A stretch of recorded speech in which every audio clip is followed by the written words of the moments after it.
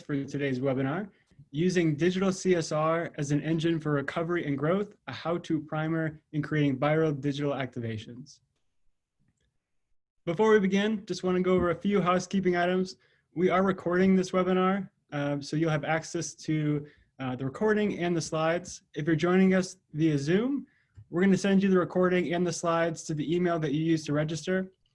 If you have any questions along the way about what we're talking about, please ask them in the Q&A section.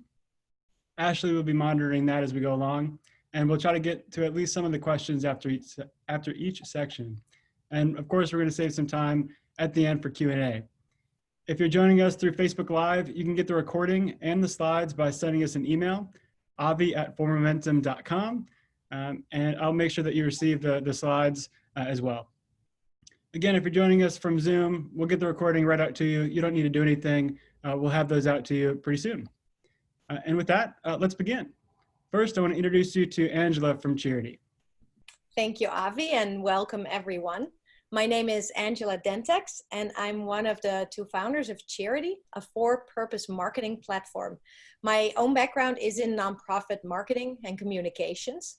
And these days, my focus is on helping our customers get more value out of their purpose and cause marketing campaigns on our platform.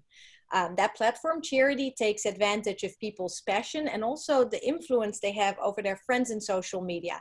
In fact, those campaigns tend to grow from friend to friend. Now, we love to partner with For Momentum because their strength is helping causes and brands identify and hone their social good messages. But I'm going to let Avi tell you more about that. Awesome. Thanks, Angela. So my name is Avi Meyerhoff. I'm the Business Development Manager at For Momentum. For Momentum was one of the first cause marketing agencies solely dedicated to fostering social impact partnerships. Molly Ray founded the agency to help nonprofits and companies achieve more through partnerships. And today, For Momentum supports those partnerships between nonprofits and companies through strategy, operations, training, and creative services. Separately, Charity and For Momentum have worked with a wide variety of brands and causes with various missions and focuses to advance their social impact efforts, whether that's through building partnerships or spreading awareness, whatever it is. We've been working with a wide variety of brands and causes. And together, we're combining our experience, our digital activation experience and our cause marketing strategy experience to help these organizations create powerful and meaningful digital activations. So we're going to start off today with an overview of digital activations and how we can use them specifically in partnerships to help with recovery and growth. Next, we're going to identify 3 elements of successful activations and share some examples along the way. Then we're going to share some tips on how to avoid some of the common pitfalls. And then finally, we're going to spend the rest of our time answering some remaining questions along with an activity to help us experience what a digital activation looks like from a participant. So let's jump right in. All right. Digital activations is a pretty broad topic to cover, but we're going to focus on how nonprofits and companies can use digital activations specifically in their partnerships, and also on why that's so important, especially now. Many of the marketing strategies that we all use don't apply right now, and some just don't work in the same way as they used to. But today's situation is not entirely new. And the rules from the past show us that brands that continue to invest in marketing during a recession can recover faster following it. You may have heard of this example that goes all the way back to the Second World War, when the gum company Wrigley chose to not stop advertising even though their product was not available in stores. They also gave up its tinfoil wrapper to help the war effort, and they communicated this as a patriotic act. Now that contributed to decades of goodwill towards the brand. We're going to look at a number of digital campaigns and ones that are much more recent than that example. And we're going to look at how the brands are helping the issues we face today. We'll also talk a little bit about how you can take those similar or same strategies and help for recovery and growth for your cause or organization. Now, for today's purposes, we're going to define a digital activation as a call to action shared with an online audience to engage in a virtual experience. And that can take many different forms. Maybe you're asking people to sign a pledge or to make a small donation. Maybe they're sharing their photo to a hashtag or using a special filter on Snapchat or TikTok like the one you're seeing there. All easy and positive things. You may already use some of the strategies that we'll talk about, and you might learn how to get a little more out of them. We're going to talk about how to move beyond Facebook likes or vanity metrics, as they are also called. And we're going to explore how you can turn your campaigns into funnel fillers that can grow your email list. Our goal is to give you a foundation to build a compelling, shareable call to action for your audience. And hopefully you'll learn something about how to get people engaged and have a bigger impact. Now, everything has changed. Events, campaigns, fundraising, all of the physical ways that people were able to support your organizations, those things are super limited now. They're probably off the table until next year. That means digital channels are more important than ever. And that includes in the way you can bring your partnerships to life. A successful digital activation can be an asset to that partnership, but also to each of you individually. Engaging your audience is a fundamental part of a digital activation. Now, the good news is that because of the pandemic, your audience is probably at home right now, and they're also on their mobile devices much more. That means there's an opportunity to capture their attention and to engage in a meaningful way using social media. Right, Avi? Yeah, absolutely. Digital activations can be used as a tool to help lay the foundation for success in future campaigns. Now is a great time to double down on engaging and growing your community, and that will strengthen your infrastructure, your partners, your prospect list, and everything else that you're going to need to help you grow. And so going back to what Angela just said about how many strategies are off the table, she's absolutely right. So we need to figure out a way to adjust. But there's also a real opportunity to grow from this. These strategies are off the table for everyone. And so that means that, like Angela said, your audience is at home and they're on their devices. So they want to help too. They might not be able to help with the time or donations they might normally be able to give, given that everything's going on in the world, but there's a real opportunity to engage people right now. So people are at home, they're on their devices. If we can reach people there, if we can engage them in something digital, we can also get them to share that message and spread the message that you're sharing with your community.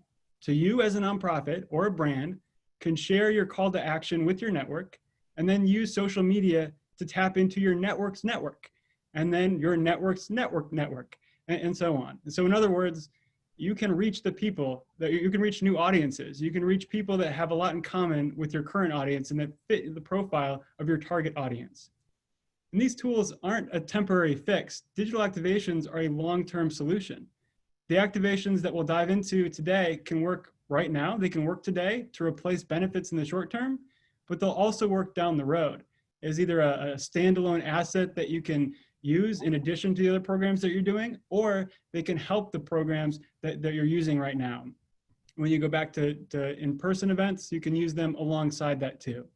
So we have lots of examples of how this digital strategy, as Angela mentioned, adds to the value of your partnership. You can reap the benefits of what your campaign does in the moment, whether it's spread a message, register to vote, get a petition signed, whatever the case may be. And then you can also use the engagement, the people itself that are signing the petition, registering, whatever it is. You can use that engagement as an asset and provide new benefits to your current partners and future prospects.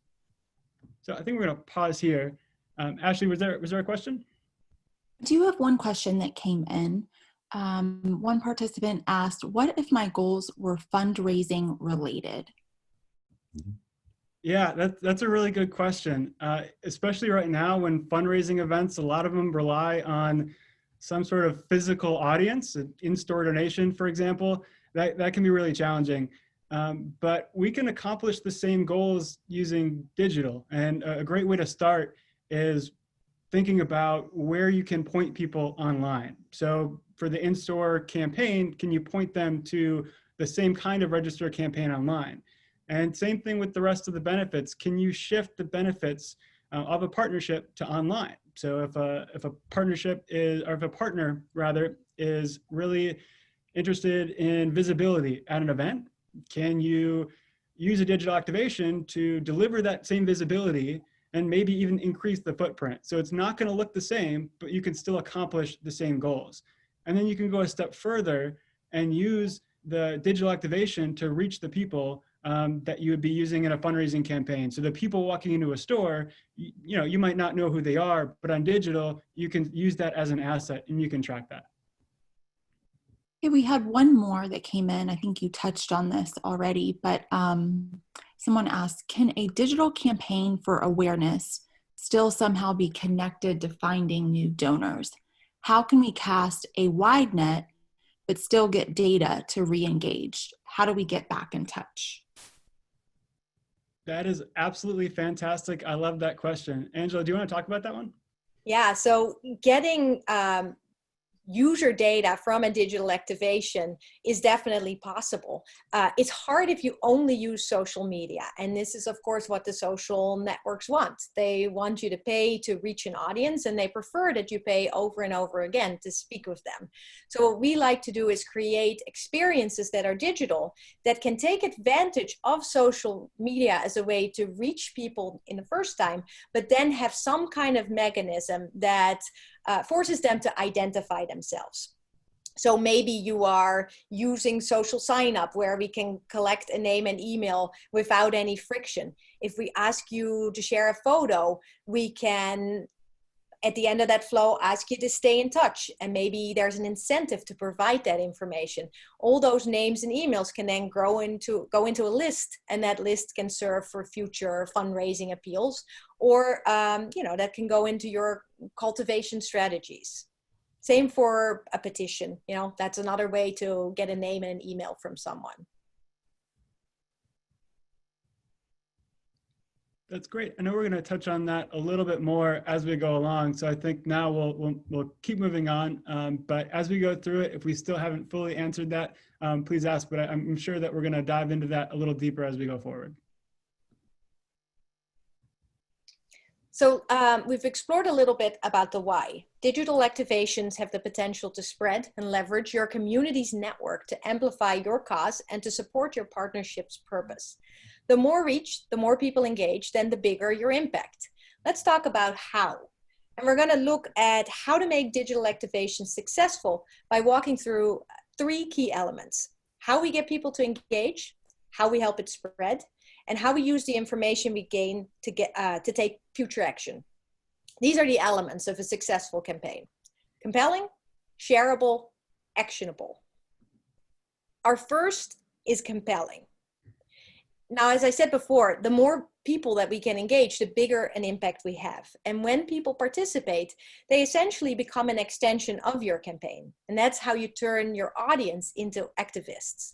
So we need an activation that is compelling, a campaign that evokes interest, attention, or admiration in a powerfully irresistible way.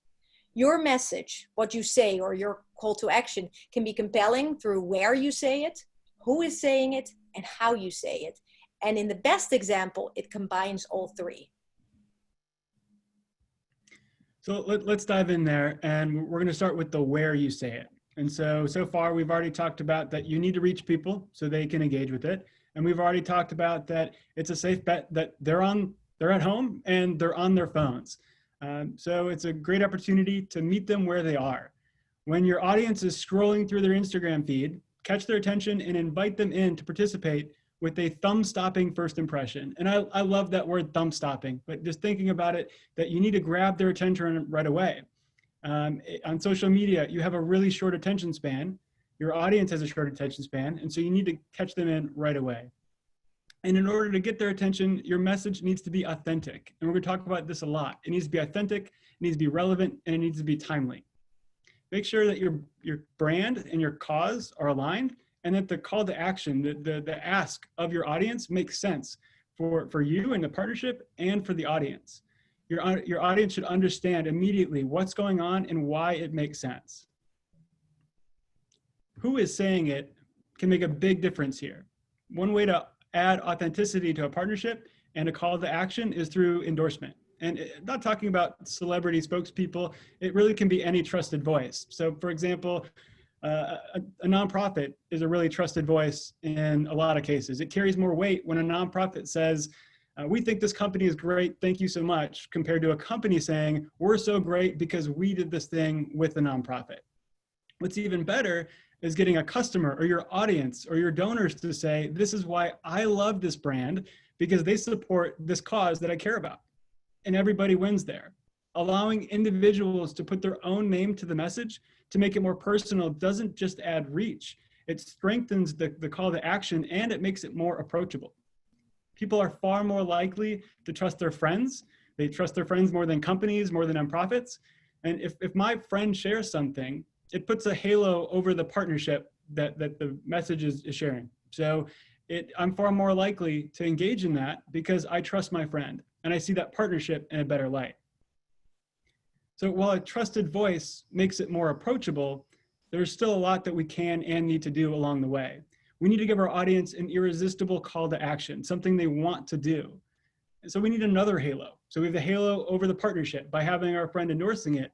And that second halo comes from allowing individuals to be a part of a movement, something bigger.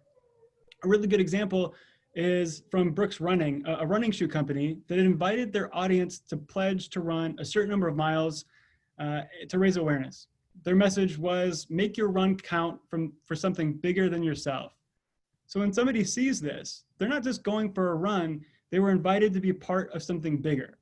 And because they were a part of something bigger, they were compelled to follow the call to action and share the message and share pictures of themselves running. And those pictures, of course, had branded digital frames. And this was all built around Global Running Day. And so big brands like Nike were also trying to spread their message and get their brand out there, but all these people sharing it gave a huge voice to Brooks and beat out their competition, including Nike, on that day.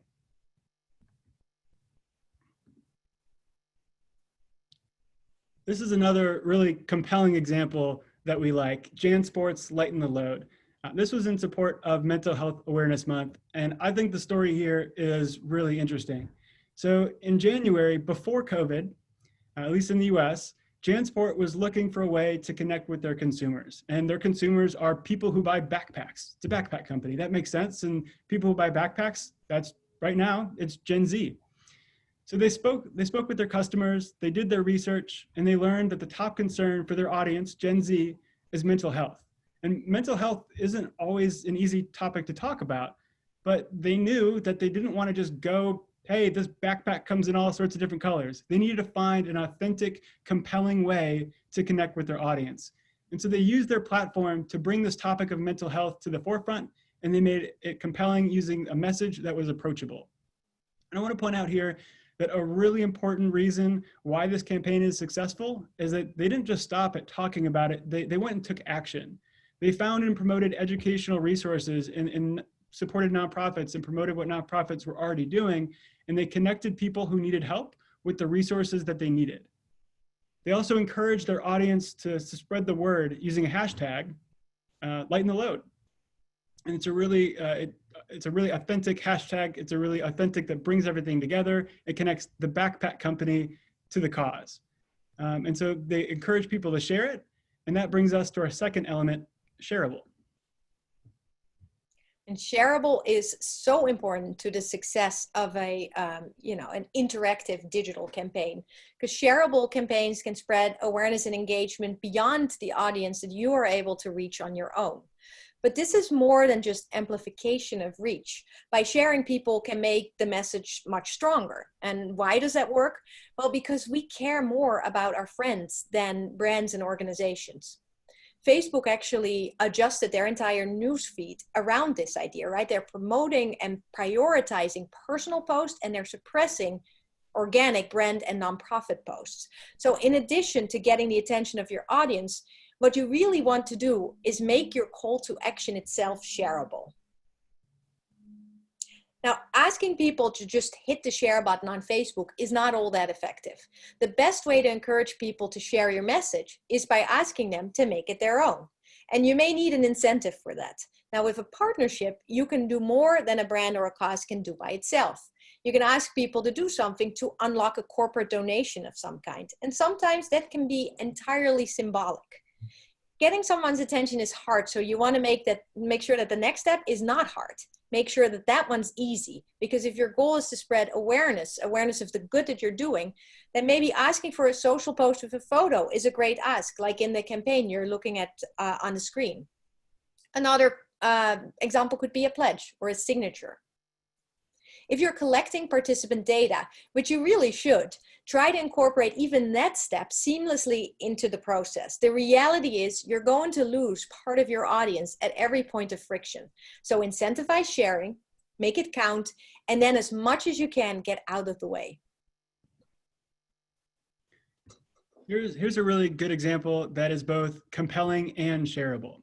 So this is Oscar Mayer's Front Yard Cookout that benefited Feeding America. And it shows how, as Angela mentioned, you can turn a corporate donation into a really impactful campaign. So it all started with Oscar Mayer donating $100,000 to Feeding America. But none of the messaging around that, none of the call to action really says that. They translated their action, donating the $100,000 using social math, into their impact of sharing 1 million meals. And then they took it a step further and they gave people an incentive to join in.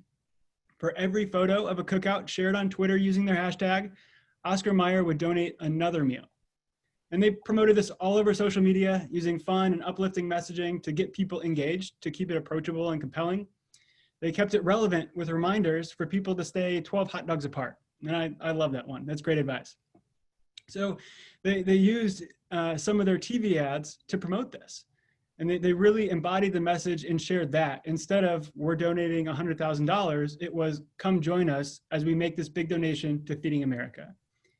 And so just like JanSport wanted to do more than just sell backpacks at this moment in time, Oscar Mayer didn't think it was appropriate to just go out and try to sell hot dogs. But they used this digital activation as a way to promote their brand in the form of a partnership in a really authentic way.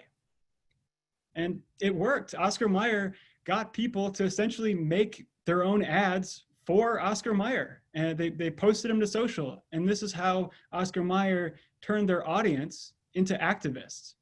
It was a big win for Feeding America because they received that big donation along with the added awareness. And it was also a win for participants. Maybe they couldn't make a donation at that time. There's a lot going on in the world. But they were still given an opportunity to participate by doing something they were going to do anyway, have dinner. So participants weren't just donating a meal, they were part of this movement that made a huge donation to Feeding America, and they got to tell all their friends and family about it on social media. And so because they were sharing it, there was lots of impact that came from that. And that brings us to our next element, actionable. So we talked about making campaigns compelling and shareable, but this is really important. The third element of success is actionable. And when you are successful in getting people to raise their hand, like in the Oscar Mayer example, and say, oh, wow, I support this. And guess what? I'm going to tell my friends about it. Well, that person, that's someone you'll want to stay in touch with. So it's important to make data acquisition a goal in your campaign, or you're missing out. Social networks don't love this. They want you to pay. And reach is great, so is engagement, and they should definitely be part of your goals. But we will say this, data is queen. Data that includes seeing who your biggest influencers actually are, being able to reach out to them directly and on your terms. And in the case of our platform, we also think that the content is part of that. Being able to see those photos, even the ones that are posted privately. And I only post on Facebook and Instagram to my friends. So all of that content is invisible unless you have some kind of mechanism to grab it first. And by content, I also mean those personal stories, the way that people put the message into their own words. So we also like for you to own the content in your campaigns. And from our perspective at Momentum, making the campaigns actionable is one of the areas where we see the most room for improvement. And that goes back to the question, how can you stay in touch? How can you make this beyond just a splash in the pan? How do you engage those down the road? And Facebook is great for targeting and finding an audience. And there's a lot of information that they won't share on Facebook. Hashtag campaigns are only trackable, as Angela mentioned, if it's public. And you can't, even then, you still can't get the information that you're looking for, like names and emails, which is what you really need. And so that's why we use tools like Charity's platform and other ideas. So could be a platform to collect signatures for a petition, something that engages them in the next step. And we use these tools to help us ask for and then get the data that adds value to partnerships and adds value to you. So this is really what we mean by moving beyond just fake Facebook likes. You know, we want to know exactly who is raising their hand saying, hey, I want to support this. I support this cause. I support this partnership. I'm willing to make an ad for Oscar Mayer. I'm going to engage with JanSport. I'm going to support mental health. Whatever that is, we want to know who those people are and then be able to call on them later on down the road. So by making your campaigns actionable, you can get a wide audience involved with something really compelling and shareable. And then you can leverage the data that comes out of that, the insights that you gather, both for you and your partnerships. And you can tailor your campaign to collect the insights that will benefit you the most. Now, that's very true. And the data that's meaningful and actionable might differ from campaign to campaign and from brand to charity. But for most brands and charities, names and emails, they tend to be on the top of that list. So our dashboard, and you're seeing some views of that here, tracks things like that, participation across a campaign, which also includes the organic growth factor. And another way to think about organic growth, which sounds like a mouthful of jargon, is that's your earned reach. That's the participation and reach that you didn't have to pay for. So if you have a compelling and shareable assignment and you're able to invite through various ways of promotion 10,000 people to participate in that assignment, well, if those people bring along 20,000 of their friends, then your organic growth multiplier was a 2x and you didn't pay for that. So we track and show things like that, but also conversion rate, social sharing rate, and email acquisition rate. And the way that we get those rates to be high is we never like to ask someone to do something that is frictionful, like download an app or create an account before they ever participate. Make it transactional, keep it simple. That's how you keep those rates so high. In fact, the most successful experiences happen right inside the social media app itself on your phone. There's a browser built in there. You never have to leave. Now, we work with different kinds of groups too. Issue-based groups, the UN is, there's one example on the screen right now. We also do things like Get Out to Vote. In those campaigns, there's other data that's valuable. That includes very rich demographic information or very specific location data. We track all of that and can even show it on a participation map like the one you're seeing. And that data, so no matter where you're getting the information from, no matter what tools you're using, however you set up your campaign, there's going to be data from that. And you should set up your campaign in a way that you're able to use that data as a benefit to your current partners or as a sample ROI for prospective partners down the road. Being able to measure the actual impact of your campaign and then use that data is crucial. So we're still talking about the third element of a successful campaign, making it actionable. And we have a great example here. Let's talk a little bit about the Arthritis Foundation and how they leveraged the data they collected in their digital activation, Let's Script Arthritis. That was their cause platform. So they offered supporters a desirable photo frame that they could claim. And they asked them to share that framed photo in social media to friends. And doing that would unlock a $5 donation from their corporate partner, CVS Health. Now that was a big enough unlock or donation to mobilize their existing audience to reach out on their behalf, to create little mini ads. And someone posted with their photo, "This was the easiest donation I ever made. I didn't even have to crack open the piggy bank." Now that sentiment I think is important because the participant there really felt like a donor. They were highly engaged. It was a memorable activity. It was also validating. Arthritis is an invisible condition. Many people suffer in silence. And so this photo frame gave them a tool and a reason to open the conversation on social media. And the donation that was the incentive for that, well, that was a great reason to do it at that moment in time. The Arthritis Foundation was able to take this goodwill concept, turn it into an actionable challenge, and one that they knew would appeal to their audience, and then to generate brand loyalty for their corporate partner as well. In its pilot year, they turned a selfie assignment into more than 2 million social media impressions. And that was in addition to the reach that they were able to buy through their own promotion. So more important, I think, is that they onboarded several thousand new supporters. Names, email addresses that went right into their CRM. Many of those have become donors, which they know because they could track it all back to the initial activation. I think we can stop here for a question, maybe, Ashley? Yes, I actually have several questions that have come in. I'm going to save a couple of them for the end to answer, but there's a couple specific to this section. So I'm going to jump in. One participant's asking, in the run it forward example, could the participant update the miles they were running in the program and share that to social? And could this be applied to an individual who is running on their own because of, say, the pandemic? That's a great question. And yes, they could and they did. So that was a campaign that asked people to really personalize their support in a couple of ways. The first way was to identify, or pledge a number of miles. And the second was that they could actually pick a frame that resonated with them. So there were a couple of causes or cause categories that campaign supported. So a red frame meant love, and a blue frame meant community. They had an environment frame. So you could apply that also, of course, to one organization that might ask people to pledge miles or pledge some other kind of impact or action.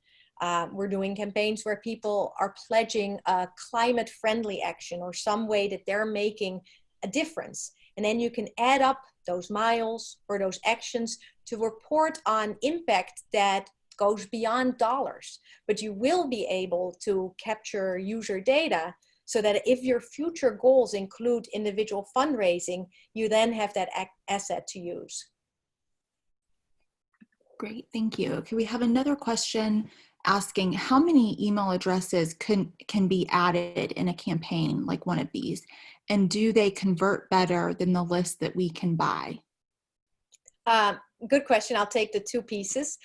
We see very high email acquisition rates, especially for campaigns that use Facebook as one of its primary promotion tools, because Facebook allows us to grab a name and email from people without them having to type it in. So if you see a friend's post, and we're still looking at this arthritis example, so if you see one of those photos on Facebook and click to join and do this whole process in the Facebook web app, you're already logged in. So we're able to grab and surface that name and email to you, and all you have to do is say, yes, you can stay in touch. We see email acquisition rates for campaigns like that ranging anywhere from 50% all the way to 75, sometimes 80% if there is an incentive to provide that email, maybe a chance to win something. But even if there's not, 65% tends to be kind of a good average. I think a great point that you made there is using the partnership to provide that incentive. And so it's going beyond just asking somebody to do something, but giving that incentive to share, and that incentive can be tailored to the partnership. So what do both sides have to offer in there? So for some, it might be some incentive to win something. Well, the partner might bring that to the conversation. You can win whatever this is, and it can be aligned with everything else in the ask. And so that means that you don't necessarily need to start out with a huge audience. You're using this to get whatever your current audience is very engaged, and maybe you do support it through, if it's not paid social media, it's through with some sort of person who has a larger reach, an endorser or an influencer of some kind, but then allowing whatever audience you currently have to take that message further. So you don't have to have a huge audience to really make this successful.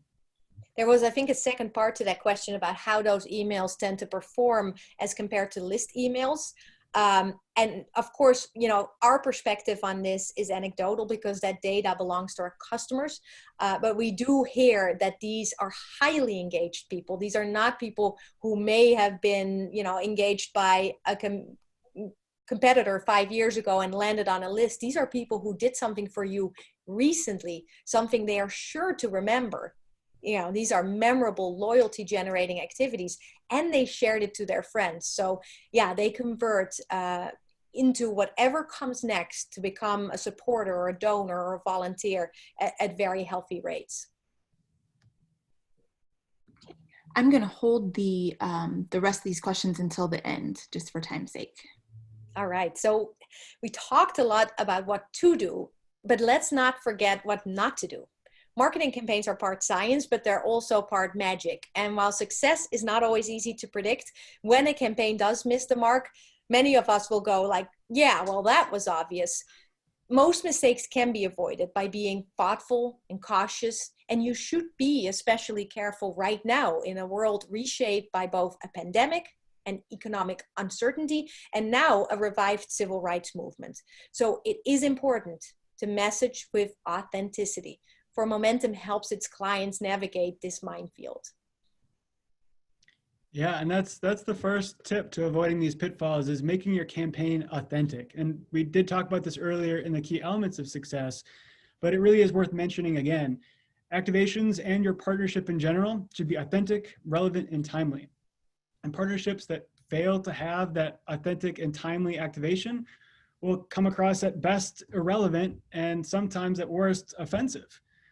And this is not to say avoid tough topics. We've shared examples of companies talking about tough topics, but it needs to be done, it needs to be authentic. So recently, quite a few brands have been called out for their response to the Black Lives Matter protests. And there's demand for companies to speak out and take a stand, especially by young consumers. But if that message behind it isn't authentic or it's just hollow words, there's backlash.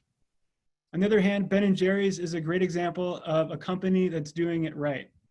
And they've been fighting for social justice as a company since its founding. And so if your company hasn't been doing something since the founding of your company or the founding of your nonprofit even, it doesn't mean stay out of it, but the approach there needs to be authentic. And so Ben & Jerry's offers a good roadmap for how to do that, for how to take a stand on and take meaningful action on really important issues, no matter what they are. So first thing that I want to point out here is that their company policies match what they're saying publicly. Their internal policies and their external messaging is consistent with their audiences, their community, their consumers, and their employees. And those three are very, very important. So when they speak out, it feels authentic because it is authentic. And this kind of authenticity doesn't happen overnight, but building that authentic partnership strategy is crucial for success. The second pitfall to avoid is doing what's already been done. Even if you get it all right, the right partnership, the right combination of brand values and mission, as Avi would say, alignment, it is still very hard to stand out on social media. In the last few years, brands and organizations have seen their organic reach dwindle to almost nothing. But even when you pay for social advertising, the risk is that your message will disappear in a sea of sameness. And it's one of the reasons why interactive activations are so great. Frankly, people often do a better job at communicating and marketing than organizations and brands do themselves. We have the data to back that claim up because we track conversion rates from campaigns and then differentiate between a click from a brand promotion and a click from a friend's post. And a conversion rate in this case means how many people clicked and then completed the whole process. Now, the conversion rate from a friend or an individual's post can be twice as high as from a brand or a nonprofit. So you really want to engage as many individuals as possible to join you so that they can bring more friends along. And so in order to get all those people to share, to engage, to go through the whole process, to convert, that brings us to our third tip, which is reduce friction. We need to reduce friction. And in this case, we are finding friction in campaigns is anything at all that discourages people or makes it more difficult for people to engage, participate, or share in your activation. And the more that you can reduce that friction, the more impact you have. So there are a few different ways that you can reduce friction. Whenever possible, make the message uniting and universally appealing. And that doesn't mean that it needs to be fun or exciting, but injecting an element of positivity is important, even if the cause is a serious one. Movember is a great example. They encourage people to grow mustaches to raise awareness for prostate cancer. The Ice Bucket Challenge raises awareness and money to fight ALS. Red Nose Day fights childhood poverty. None of these topics are fun to talk about, but the activation makes it approachable. Another way to reduce friction is to lower the barriers of entry. So keeping the call to action simple and making them accessible for as many people as possible. So the more you ask of people, both of their time and their money, the more likely you will lose them along the way. Angela's mentioned that. So you're going to assume that you have that short attention span, and you're really going to take advantage of it by keeping it simple. When possible, this is a hard one, don't ask for money, at least not right away. Red Nose Day is an example that did ask for money. On some platforms, it was $1 for the digital nose, but they can tolerate the friction that causes. A lot of people can't even do that or don't want to do that. It's not compelling enough for them to donate that, but they can tolerate that friction because they don't need to rely as much on organic growth. This is a long-standing and very well-known campaign, and they can make up for it. They can make up for less people sharing it through their big reach on TV, their ads, celebrity and public figure endorsements, and their overall brand awareness. But I think another thing to point out here is that they reach new audiences on new channels like TikTok to really expand their reach beyond just people going into drugstores, because people going into drugstores is a very different audience than the 13-year-olds on TikTok. So if you don't have that level of marketing budget or in-kind support like we've seen in Red Nose Day, which is a great campaign, you can still use your current resources to go further. A good way to start out is that you don't want your first time connecting with people to be an ask for money. So why not focus on making your campaign shareable and engaging first? That way you can get more participation, and you'll be able to add that many more names, that much more contact information into your funnel to run up the engagement ladder and get them engaged and donate over time. And plus, by having those more people donate, or more people engage, you'll have an even better asset to use to pitch new partners. You'll have a better asset to thank your current partner, and you'll accomplish more. Another really common barrier to entry that keeps people from engaging in digital activations is anything that takes up too much time or energy.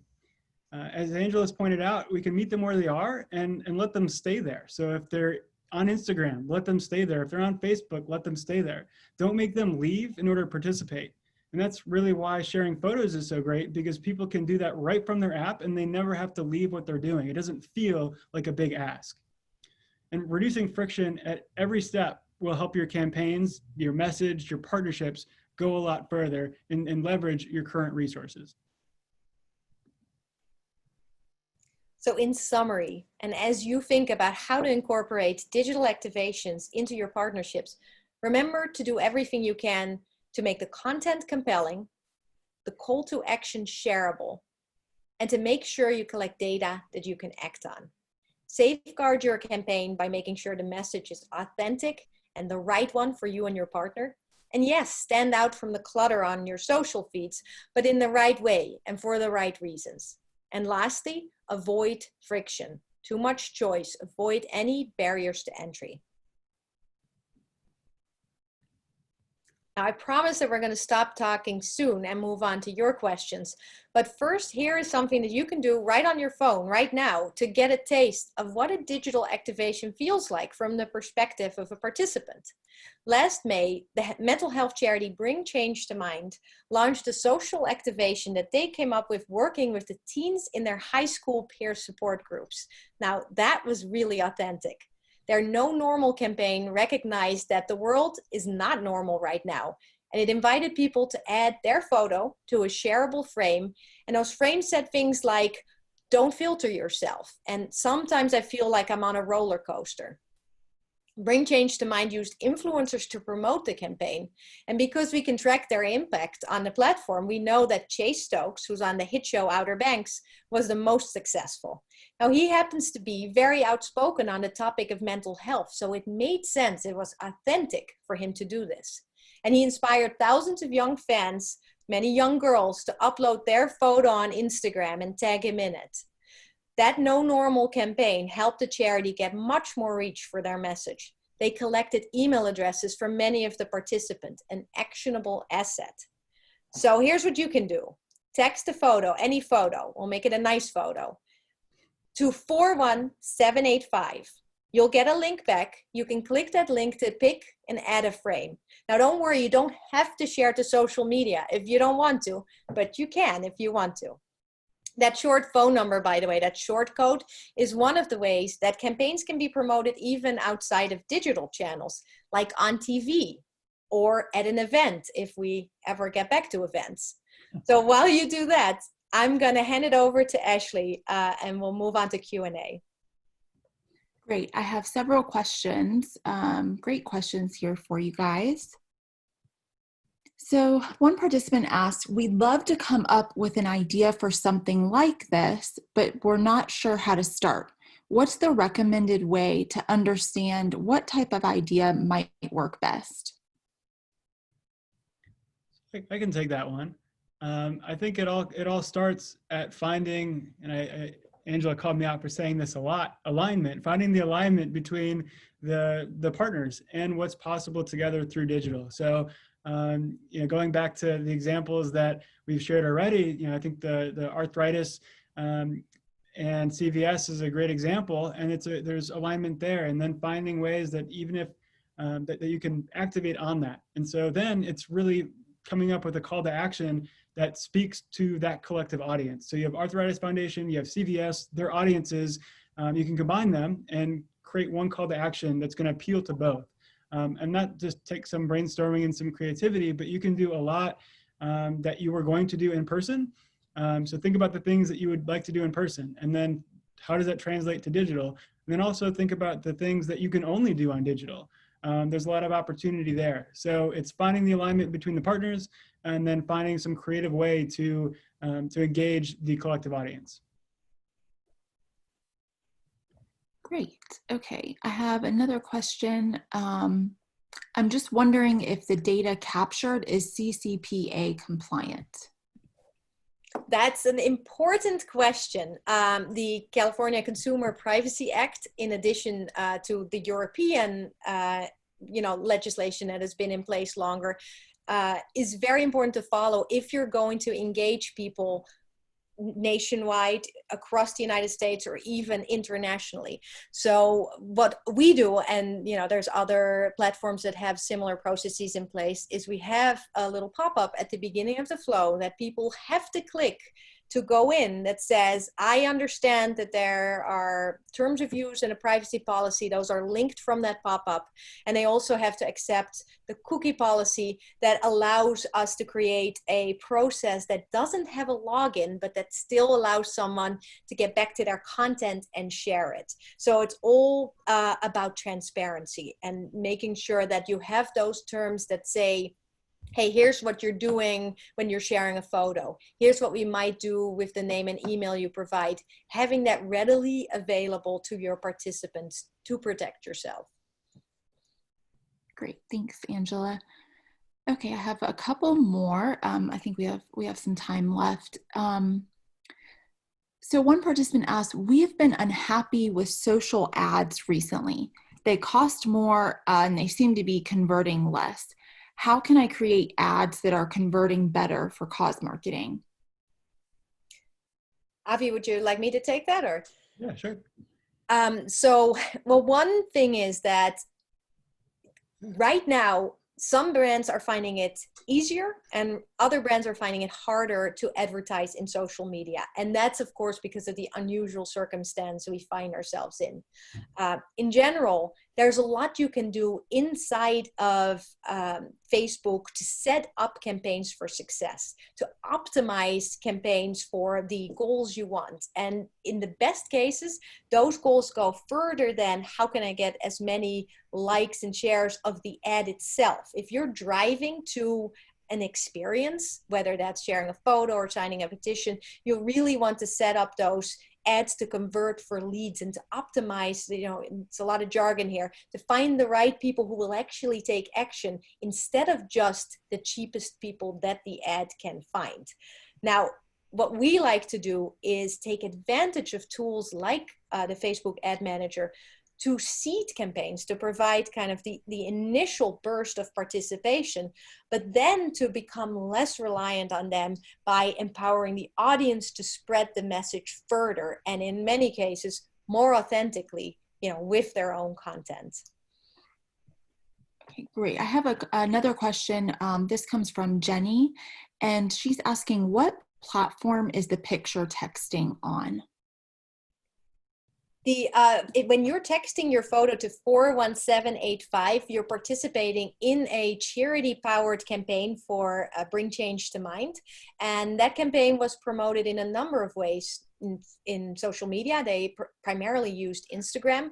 And this was a tool they used that allowed them to take advantage of some television opportunities they had, of some podcasts, places where people couldn't click a link, but did want to, join in an experience that could lead to digital.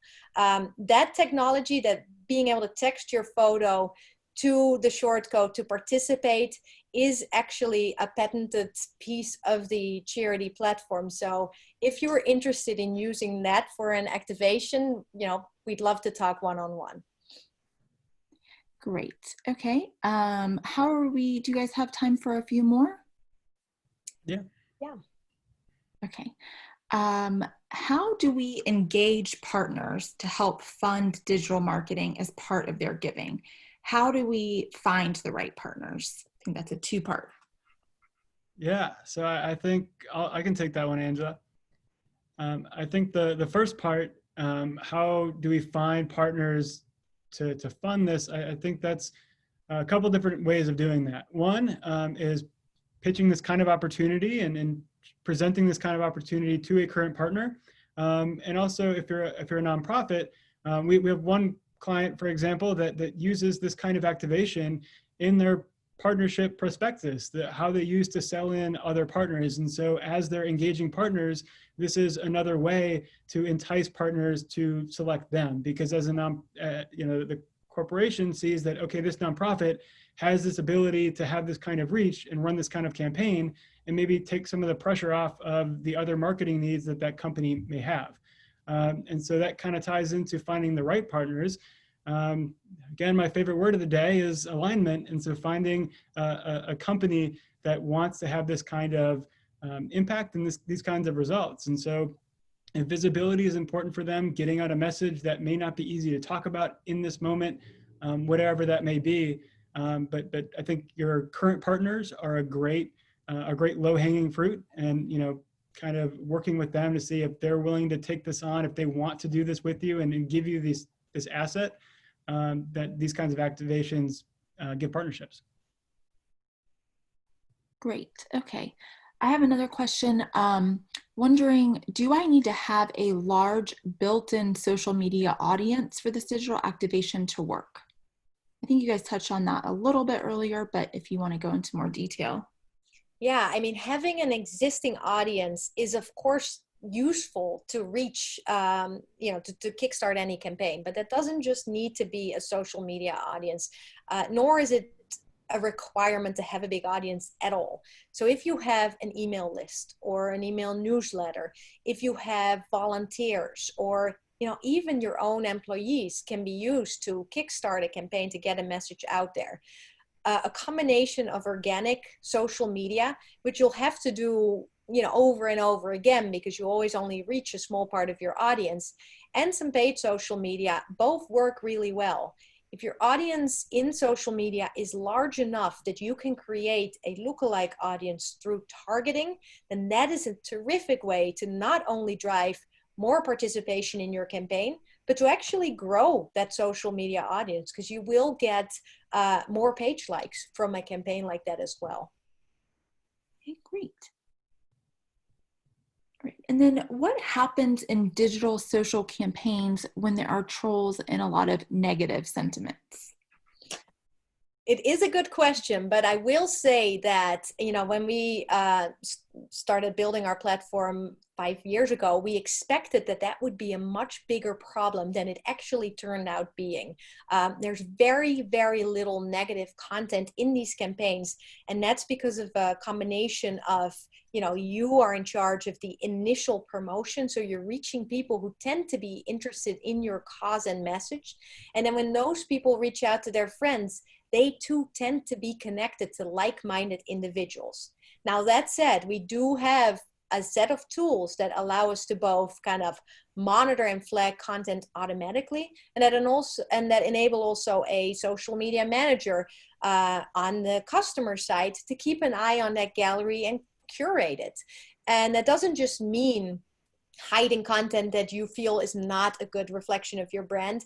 It also means pinning great content to the top, or making any influencers who participate verified in your gallery so that their content stands out.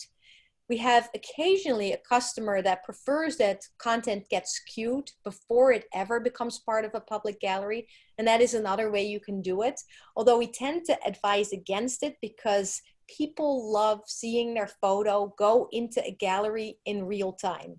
So it's better to just keep a close eye on it and be reactive than to just put a wall up. Now, there is a way to easily delete content as well. And hiding and deleting are different in the sense that if you delete, then you break any links on social media. So if that post was also shared on Facebook, it's no longer clickable. The image won't feed into it anymore. So you've successfully erased it from the campaign. Okay. All right, I have one last question, and then I think that we'll wrap up on this one. So this participant's asking, can these digital campaigns run ongoing, or would you recommend short campaigns around a point in time? Yeah, I'll take it. We see both, really. We see evergreen campaigns that are kind of a funnel filler for, that are new to the person who sees them. And then we see burst campaigns like the one that Brooks Running did, that are centered around one day in the calendar year with maybe a week of leading into it and an organic tail of another week. So they might be over in 2 weeks. A month is a great period, like an awareness month, which gives you some time to try a little thing, try a thing or two with promotion, have time to ramp up organically. And we also see campaigns that may run 2 to 3 months around things like getting out the census count or getting out to vote, things that are, part of our lives for a little bit longer than maybe an awareness month is. Okay, great. Those are all the questions. Awesome. Thank you. Well, thanks. So again, this will be recorded. This is being recorded. We'll send the recording to you through your email that you used to register if you registered on Zoom. And then we'll send you the slides. Also in here are some resources, some examples of the campaigns that we mentioned, even if we didn't take a deep dive into them, just some examples that you can take a deeper dive into and maybe learn from there. Thank you very much for joining us today. We hope you have a great day.